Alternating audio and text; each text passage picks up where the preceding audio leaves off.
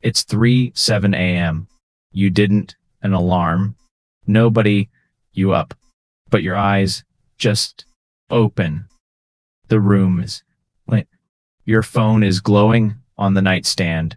And your brain, which was fast asleep 2 minutes ago, is suddenly wide awake, running through your to-do list, your bills, that conversation from 6 years ago you still cringe about. Sound familiar?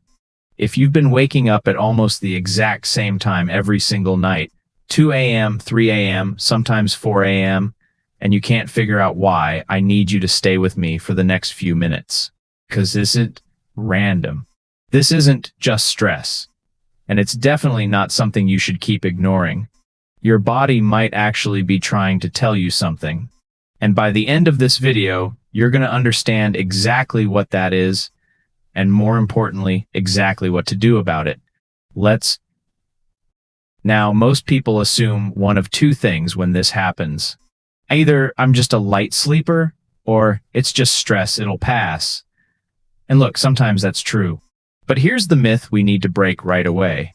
Waking up at the same time every night is not always a coincidence, and it's not always just stress. There's actually a pattern behind it, a biological one. And once you understand that pattern, you stop feeling powerless about it, because you finally know why it's happening. Here's the hopeful part, though. This is fixable for the vast majority of people. Not with some miracle pill, not with an expensive gadget.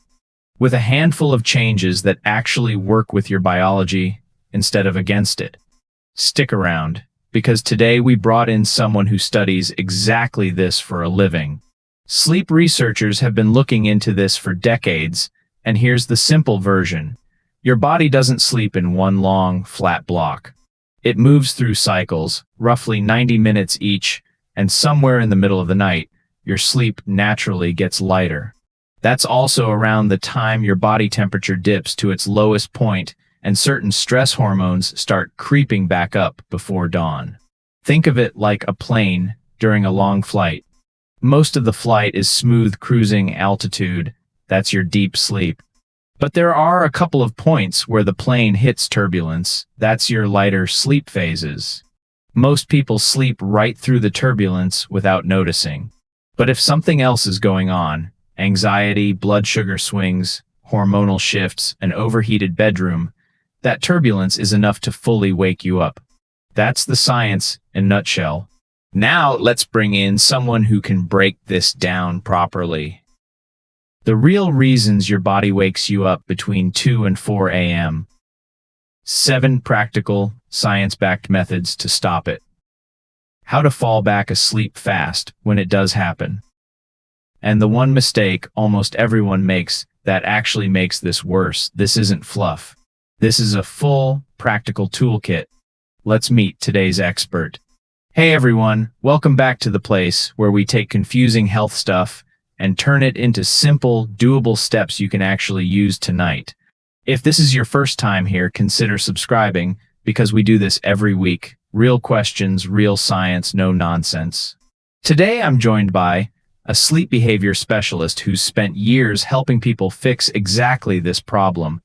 The dreaded middle of the night wake up. Elena, thank you so much for being here. Thank you for having me. Honestly, this is one of the most common things people bring to me, so I'm glad we're talking about it. Before we dive deep, quick question for everyone watching. Drop a comment right now and tell us, what time do you usually wake up at night? 8 a.m.? I want to see how common this actually is, because I have a feeling a lot of us are dealing with the exact same thing. Okay, Elena, let's start simple. Why does this happen specifically between 2 and 4 a.m.? Why not or 6 a.m.? Great question. So a few things converge right in that window. First, your body temperature hits its lowest point somewhere between 2 and 5 a.m. Second, your sleep is naturally lighter in the second half of the night, because deep sleep is front-loaded earlier in the night. And third, this is the big one people don't know, your cortisol, your main stress hormone, starts rising in the early morning hours to help you wake up eventually. In a lot of people who are stressed, anxious, or have blood sugar issues, That cortisol spike happens too early and too sharply, and it jolts you awake. So it's basically your body's get ready to wake up system firing the alarm way too soon. Exactly. It's the right system, just at the wrong time. Okay, let's break this down for people who've never thought about sleep this way. Can you explain it like we're five, sir? Imagine your night's sleep is like a staircase going down and then back up. You go down into deep, heavy sleep in the first half of the night. That's the basement level.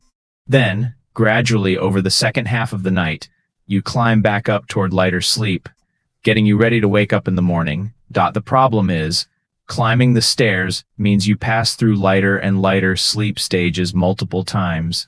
Each time you pass through one of those lighter stages, it's like walking past a door that's slightly open. Any noise, any internal signal, a full bladder, a stressed mind, a hot room, and you might just walk right through that door into being fully awake. That's such a good way to put it. So it's not that something is broken, it's that you're passing through a naturally vulnerable window, and something is nudging you the rest of the way awake, but precisely. And once we identify what's doing the nudging, we can usually fix it. So what actually does the nudging? What are the real causes? There are several common ones. Stress and anxiety are probably the biggest. Your mind is essentially on call, even while asleep, and cortisol spikes can wake you. Blood sugar drops, especially if dinner was too light, too early, or too high in refined carbs, can also trigger a stress hormone response that wakes you. An overly warm bedroom is a huge one, since your body needs to cool down to stay asleep. Alcohol is another massive factor. It knocks you out initially, but as it metabolizes a few hours later, it actually fragments your sleep and causes early waking. And for some people, it's a full bladder or sleep apnea, or even hormonal shifts, particularly during perimenopause. Thus, there isn't one single villain. There are several possible culprits, and we need to figure out which ones apply to you. Exactly right, before we get into the actual methods. Is there anything people should be careful about here? Any red flags? Yes, and this is important. If you're waking up gasping, choking, or with a pounding heart regularly, or if you snore heavily and feel exhausted no matter how much you sleep, please don't just try remedies. That could point to something like sleep apnea, and it's worth getting checked by a doctor.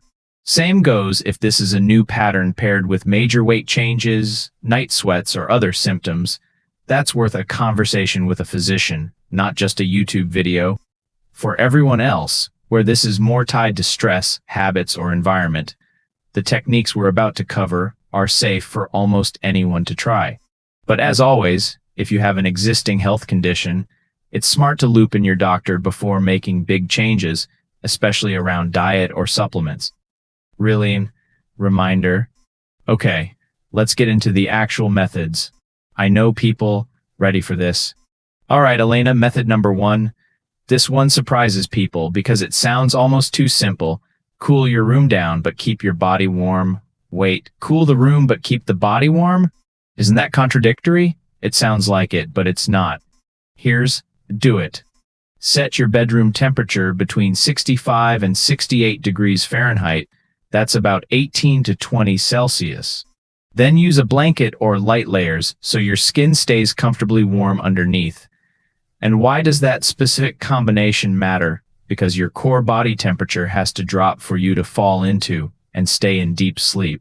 It's one of the biological triggers for sleep itself.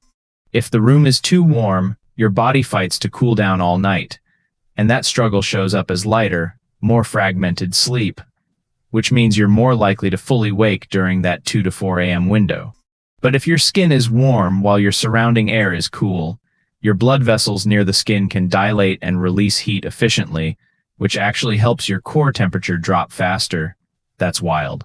So the benefit is basically deeper, more stable sleep through the night. Exactly. Fewer light sleep interruptions, and an easier time falling back asleep if you do wake up. How would someone actually put this into practice tonight? Set your thermostat before bed, not after you're already lying there frustrated. If you don't have air conditioning, a fan pointed away from you, or even a cool damp cloth on your forehead can help. And swap heavy blankets for breathable layers you can adjust. Honestly, that's such an easy win. No cost, no equipment, just adjusting a dial. Nice one to start with. Now here's something even more important though, because temperature alone won't fix this if your mind is the one waking you up. Okay, let's talk about the mind then. This is the one I think a lot of people relate to, waking up and immediately spiraling into thoughts. All right. And there's a specific technique for this called the worry window. About 60 to 90 minutes before bed, you sit down with a notebook, not your phone, and you write down everything that's bothering you. Not solve it. Just to get it out of your head and onto paper. Like a brain, exactly. And crucially, next to each worry, you write one small next step, even something as tiny as email Sarah tomorrow at 9. It doesn't have to be a full solution. Why does that tiny detail, writing a next step, make such a difference? Because your brain has something called the Zeigarnik effect. It tends to keep unfinished tasks active in the background, almost like open browser tabs. That's part of why your mind loves to replay unresolved worries at 3 a.m., when there's nothing else competing for its attention. When you write down even a small next step, you're essentially telling your brain, this is being handled. And it can close that tab instead of running it in the background all night. That explains so much. It's not that the thoughts are more intense at night. It's that there's nothing else drowning them out. Exactly, the silence makes them louder by comparison. What's the benefit, people, from doing this consistently?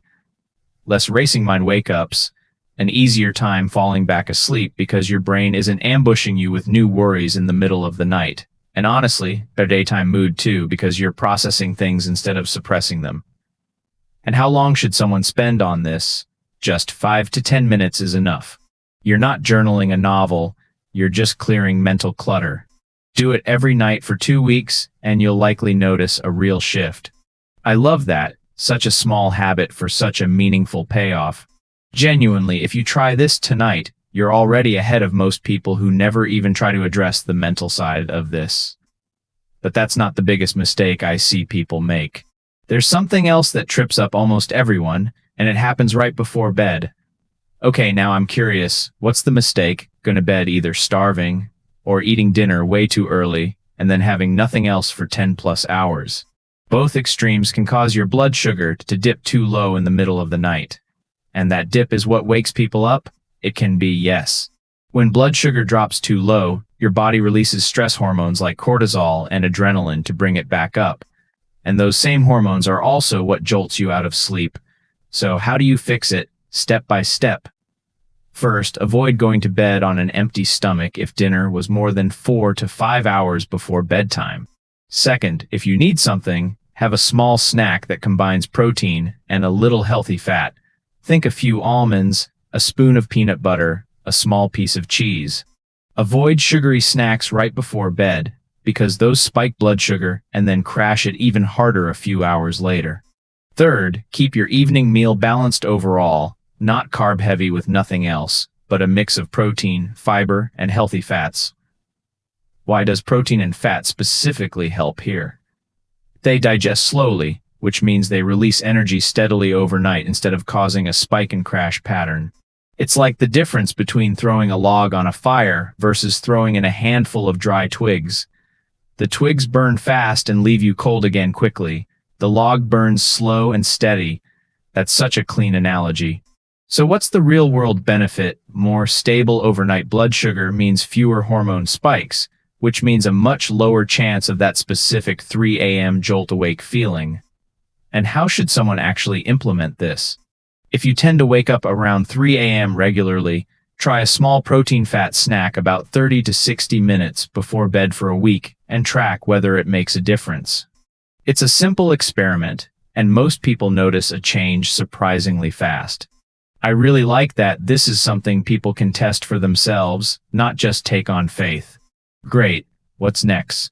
The next one surprises most people, because everyone thinks it helps sleep, when actually it's doing the opposite. I think I know where this is going. Alcohol.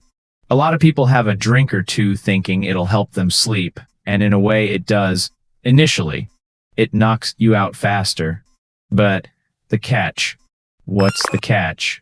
As your body metabolizes the alcohol over the following hours, it actually triggers a rebound effect, increased wakefulness, more fragmented sleep, and suppressed deep sleep in the second half of the night. That rebound very often lines up almost perfectly with that 2 to 4 a.m. window. So the drink that knocked you out is the same thing waking you back up a few hours later exactly. It's like borrowing sleep from later in the night and paying it back with interest. How would someone apply this? The simplest step: try to finish at least 3 hours before bed, and notice how your sleep quality changes nights you skip it entirely versus nights you don't. Most people, once they tracked at the difference. What's the benefit of cutting that back? More consolidated, uninterrupted sleep, more deep sleep specifically, which is the stage responsible for physical recovery, and a noticeably easier time staying asleep through that vulnerable window. This one probably isn't the easiest change for everyone, but even just testing it for a week seems worth it to see the difference for yourself. Completely agree. You don't have to overhaul your whole life. Just run the experiment and let your own body show you the data. Now here's something even more important than what we've covered so far, because this next one is often the missing piece for people who've already tried everything else. Okay, tell us about this one. This is about your circadian rhythm, your internal 24-hour clock, and one of the strongest tools for regulating it is morning sunlight. How does that connect to waking up at 3 a.m. though? If your circadian rhythm is misaligned, meaning your body's internal clock and your actual sleep schedule aren't in sync, your hormone timing gets thrown off too. That includes cortisol, which we already talked about spiking too early for some people. Getting bright light exposure, ideally sunlight, within the first 30 to 60 minutes of waking helps set that clock correctly, which in turn helps keep your hormone timing on track through the night. So it's like resetting the internal alarm clock so it doesn't misfire at 3 a.m. To put it, step by step, get outside, or at least near a bright window, within the first hour of waking up. Aim for 10 to 20 minutes if possible. No sunglasses during this time, though of course still protect your eyes from staring directly at the sun. Try to do this consistently at roughly the same time each day, even on weekends. Why does consistency so much? Because your circadian rhythm thrives on regularity. Irregular light exposure is like constantly changing time zones without ever adjusting. Your body never fully settles into a rhythm, which shows up as unstable sleep, including those early wake-ups. What benefits someone expect? More stable, predictable sleep-wake timing, better daytime energy, and importantly, better timed cortisol release, so it rises when it's supposed to, in the morning, not at 3 a.m.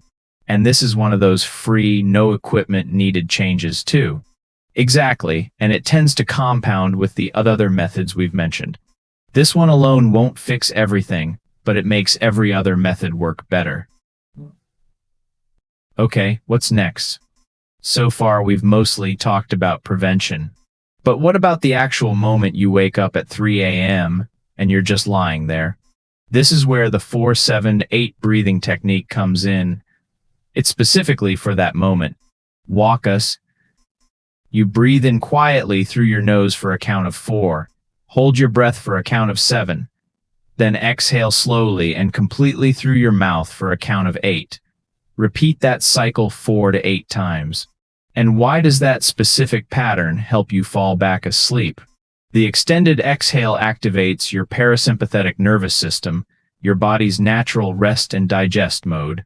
When you wake up at 3 a.m., your nervous system is often stuck in a slightly activated, alert state, even if you can't consciously feel why. This breathing pattern is like sending a direct signal to your nervous system that says, "We're safe, you can power down now." That's such a clear way to describe it. What's the actual benefit here?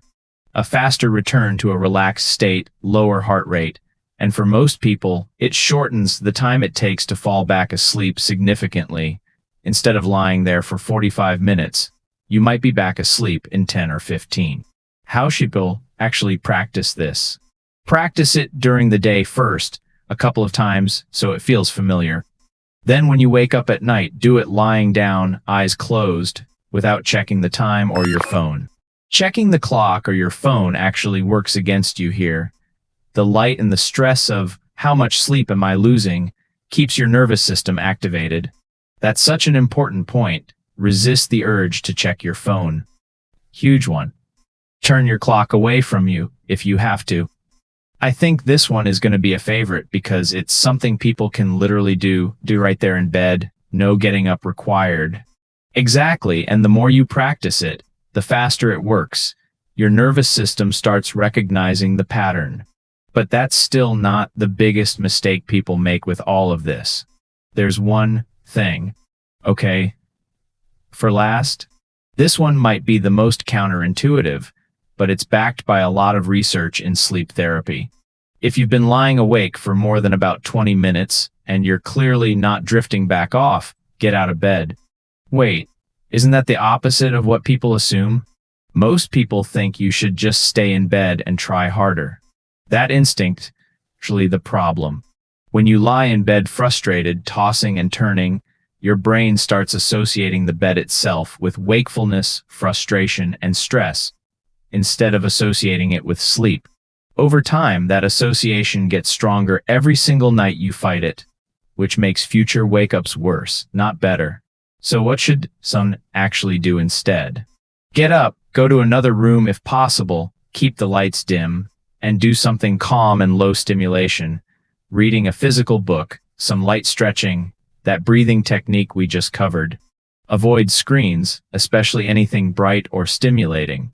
Only go back to bed once you actually start feeling drowsy again. Why does that? The cycle. Because it protects your brain's association between bed and sleep. You're essentially retraining your brain. Bed is only for sleeping, not for lying awake stressing. This is one of the core principles behind cognitive behavioral therapy for insomnia, which is actually one of the most well-supported approaches in sleep research. What kind of results can someone expect? Over a few weeks, most people find they fall back asleep faster, and the overall dread around waking up in the night starts to fade, because the bed stops feeling like a battleground. That's a powerful reframe. What's the practical rule of thumb? 20 minutes is the general guideline. You don't need to watch the clock exactly, just get a rough sense. If you're clearly wide awake and frustrated, that's your cue. I think this might genuinely be the most important one on this list, even if it feels the most uncomfortable to actually do. It requires a little courage in the moment, but it pays off fast. Okay, let's bring this all together, because we covered a lot. We talked about cooling your room while keeping your body warm, journaling out your worries before bed so your brain isn't ambushed at 3 a.m., balancing your blood sugar so you're not jolted awake by a stress hormone spike, being honest with yourself about alcohol's rebound effect, anchoring your circadian rhythm with morning sunlight, using 4-7-8 breathing in the actual moment you wake up, and finally, getting out of bed instead of lying there fighting it if you're truly wide awake. And what I want people to really internalize is this: waking up at 2, 3, or 4 a.m. doesn't mean your body is failing you. It means your body is responding to something, and once you identify what that something is, you have real practical tools to work with it instead of against it. That reframe alone feels huge. This isn't a mystery, it's a solvable pattern. Before we wrap up, any final advice for someone who's going to try this tonight? Yes, please be patient with yourself. Sleep patterns that have built up over months or years don't reverse in one night. Give yourself at least 2 to 3 weeks of consistently applying even just 2 or 3 of these methods before judging whether they're working. What's the biggest mistake you see people make when trying to fix this? Trying everything at once, getting overwhelmed, and quitting after 3 days because they didn't see instant results. Pick 1 or 2 methods that felt most relevant to you while watching this, start there, and build from there. Small, consistent changes beat a chaotic overhaul every time. That's such a grounded way to end this. Realistic expectations, consistency, and patience. Exactly. Your body wants to sleep well, you just have to remove the obstacles in its way. Elena, this was incredibly helpful. Thank you so much for breaking all of this down. Thank you for having me. This was a lot of fun. All right, if you made it this far, seriously, thank you. If even one of these 7 methods felt like it was written specifically for you, that's not a coincidence. That's your body giving you a clue. Here's what I want you to do right now. Like this video if you learned something new, because it genuinely helps reach more people who are struggling with the exact same 3 a.m. wake up. Drop a comment telling us which method you're trying first tonight. I read every single one, and I want to know. And if you haven't already, subscribe, because next week we're covering something that connects directly to everything we just talked about: why some people fall asleep instantly but still wake up exhausted, even after a full 8 hours. If tonight's video helped you understand your 3 a.m. wake-ups, that next one is going to help you understand your mornings. I'll see you in the next video. Stay well and sleep even better.